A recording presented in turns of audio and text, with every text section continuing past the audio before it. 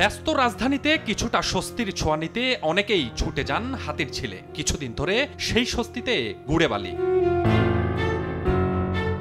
সন্ধ্যার পর থেকে মধ্যরাত পর্যন্ত হাতিরঝিলের কয়েকটি স্পটে ঘটছে ছিনতাইয়ের ঘটনা। বিশেষ করে ফ্লাইওভারের নিচের পথ, পানির ধারে নির্জন রাস্তা আর যেখানে স্ট্রিট লাইট নেই সেসব জায়গায় অপরাধীরা বেশি সক্রিয়। সন্ধ্যার পর এখানে যারা আসেন কিংবা এই সড়কটি যারা ব্যবহার করেন প্রায়ই নিরাপত্তাহীনতা বোধ করেন তারা। সম্প্রতি কিছু ছিনতাইয়ের ঘটনা এই শঙ্কাকে আরও বাড়িয়েছে, যা সাধারণ মানুষের নিত্যদিনের ভয়ের ব্যাপার হয়ে দাঁড়িয়েছে। আমরা কথা বলেছি ভুক্তভোগী সাধারণ মানুষ এবং পুলিশের সঙ্গেও।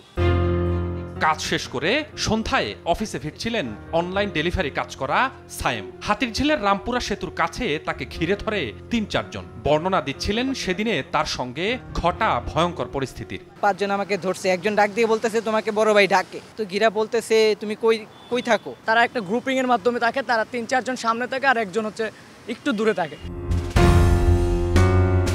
একই অবস্থা পূর্বাচলের ৩০০ ফিট সড়কেও। এখানেও নিয়মিতই ঘটছে ছিনতাই, ডাকাতি আর হত্যার মতো ঘটনা। পুলিশ টহল থাকলেও সুযোগ বুঝে কাজ শেষ করে সটকে পড়ছে অপরাধীরা। সম্প্রতি এক মোটরসাইকেল রাইডারও তাদের শিকারে পরিণত হন।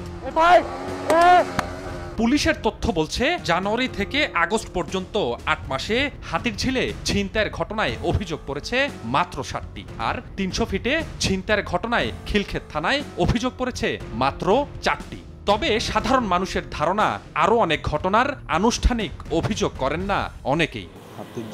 মহানগর পুলিশের এই কর্মকর্তা বলছেন জোরদার করা হয়েছে পুলিশ টহল। অপরাধী ধরপাকড় ও টহল বাড়ানোয় আগের চেয়ে ছিনতাইয়ের ঘটনা কমেছে বলেও দাবি তার।